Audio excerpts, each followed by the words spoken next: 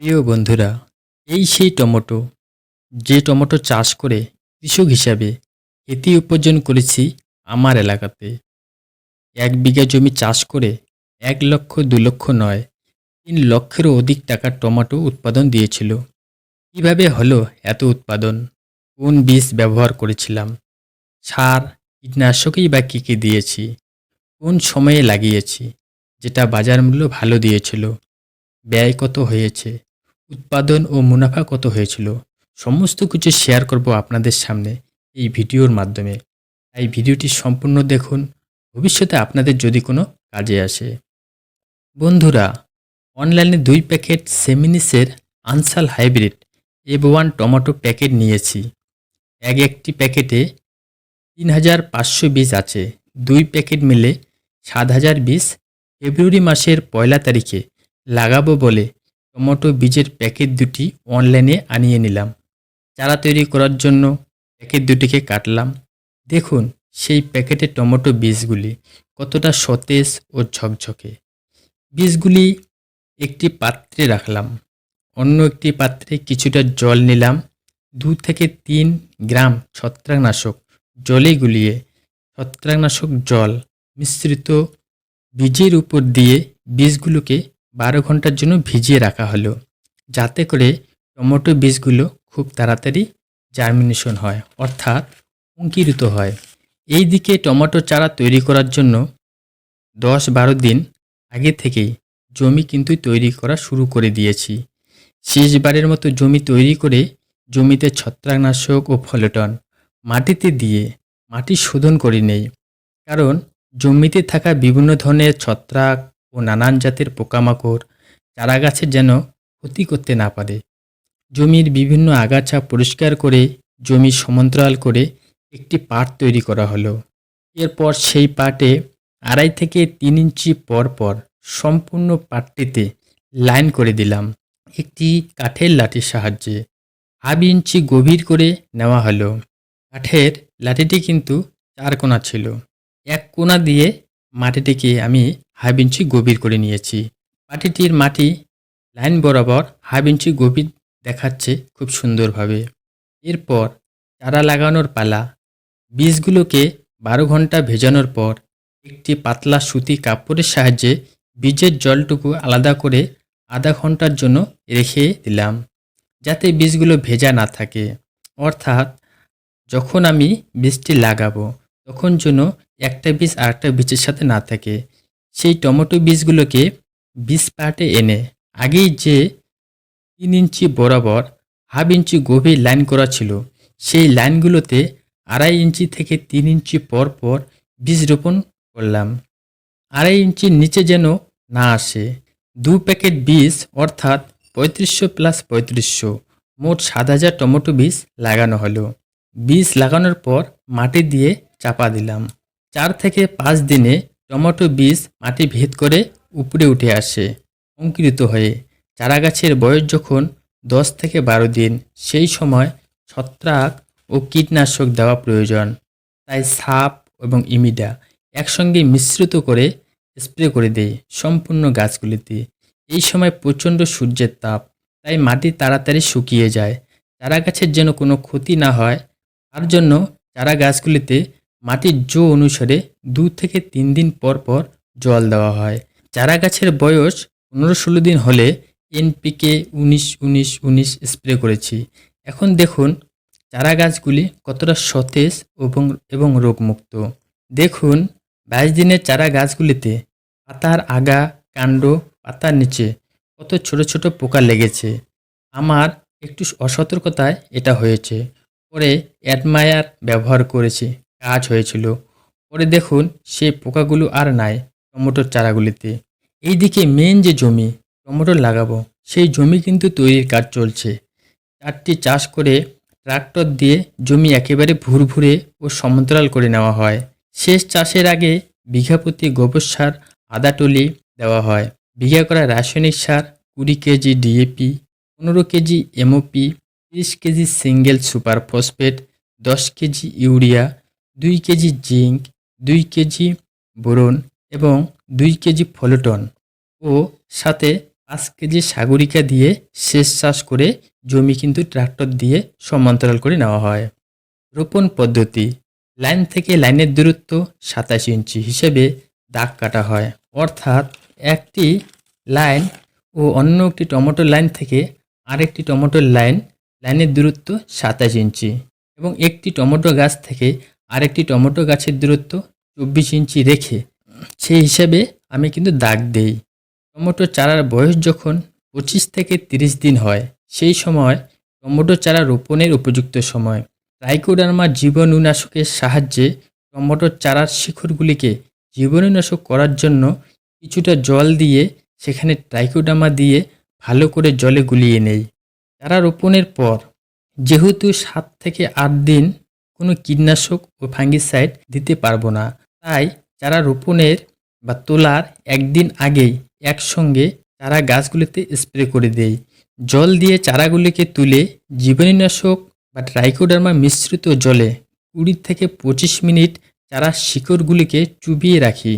চুবিয়ে রাখার পরে ঝিকঝ্যাক পদ্ধতিতে আগেই যে জমিতে মুটো সার ব্যবহার করেছি, মুঠো সারগুলো কিন্তু গোবর, সাগরিকা, গোমাস একসঙ্গে মিশিয়ে 15 দিন বাড়িতে রেখে তৈরি করেছিলাম।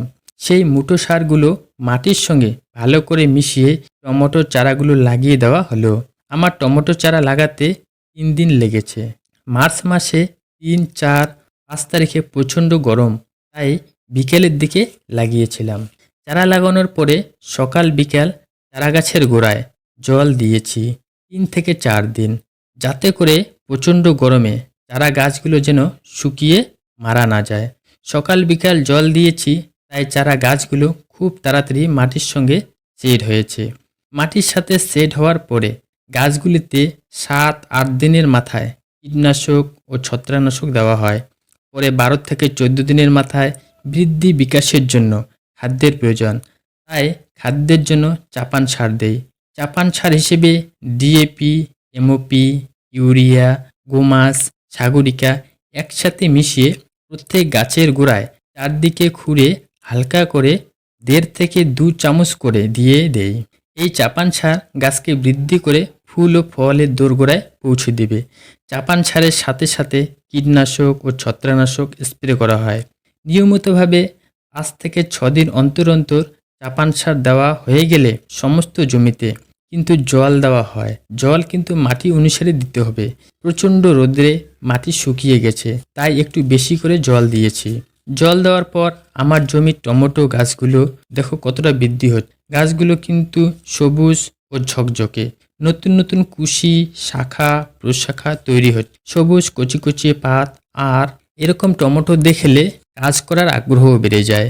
এই সময় গাছে কিন্তু রোগ পোকামাকড় লেগে যায়, যেটা চোখে পড়ে না, কিন্তু 1 মাস পর সেটা ভয়ানক রূপ ধারণ করে। তাই স্প্রে শিডিউল অনুসারে চলতে থাকবে। গাছের শিকড়, শাখা প্রশাখা, পাতা বৃদ্ধির জন্য এনপিকে 19-19-19, হিউমাস এবং ভালো ছত্রাকনাশক রিমিল গোল্ড একসাথে স্প্রে করা হলো।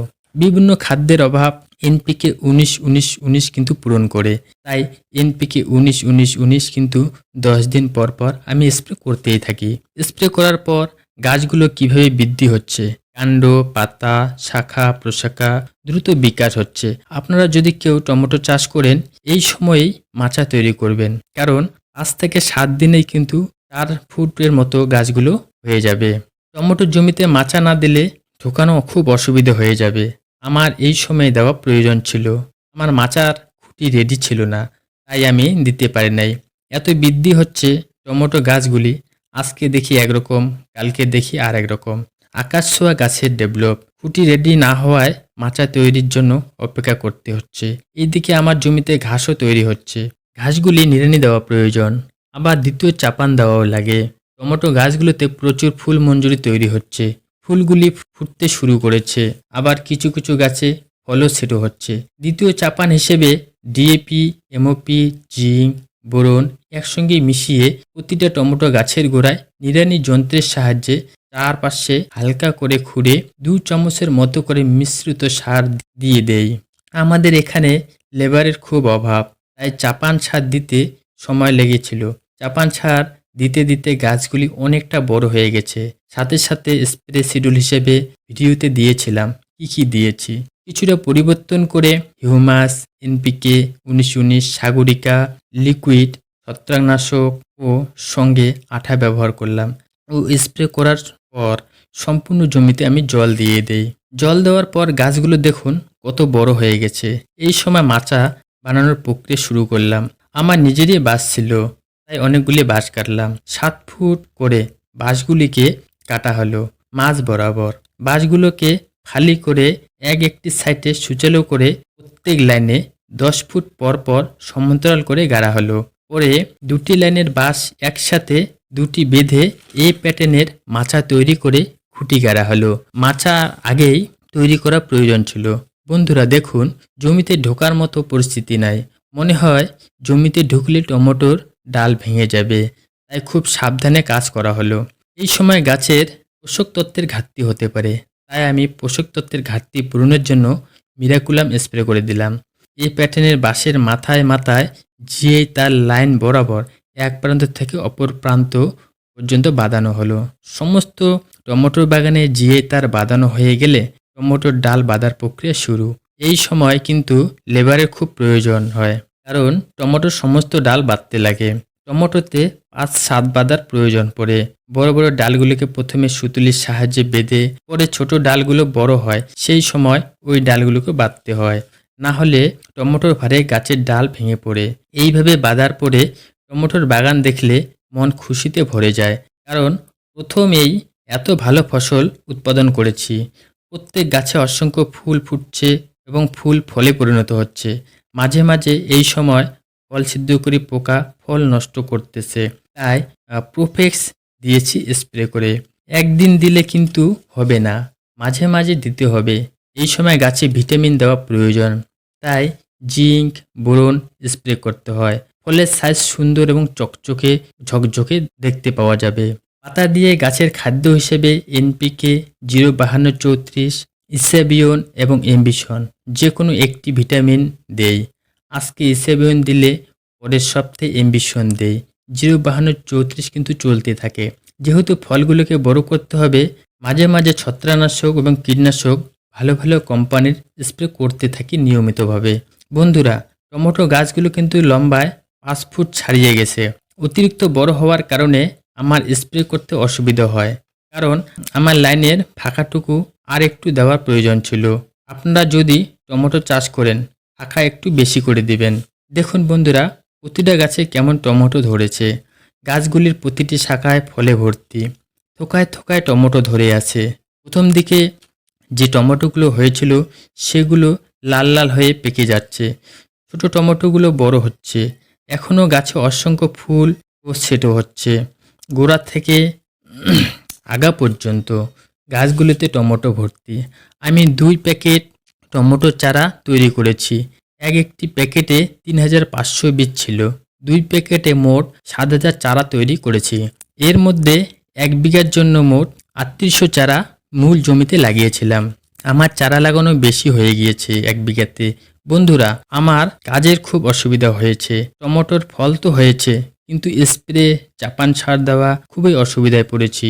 এমনকি টমেটো হারভেস্টের সময়ও এতই অসুবিধা হয়েছে যে বোঝাতে পারলাম না। তাই বন্ধুরা, আপনারা যদি চাষ করেন, দুটি এ প্যাটার্ন লাইনের মাঝে যাওয়া আসা রাস্তাটা বেশি করে দিবেন, যেটা আমি দিয়েছি 27 ইঞ্চি। আপনারা নিচে 3 ফুট দেবেন। আর লাইন বরাবর টমেটো থেকে টমেটোর দূরত্ব 24 থেকে 27 ইঞ্চি দেবেন। আমার মতো আমার ফল কিন্তু যথেষ্ট হয়েছে।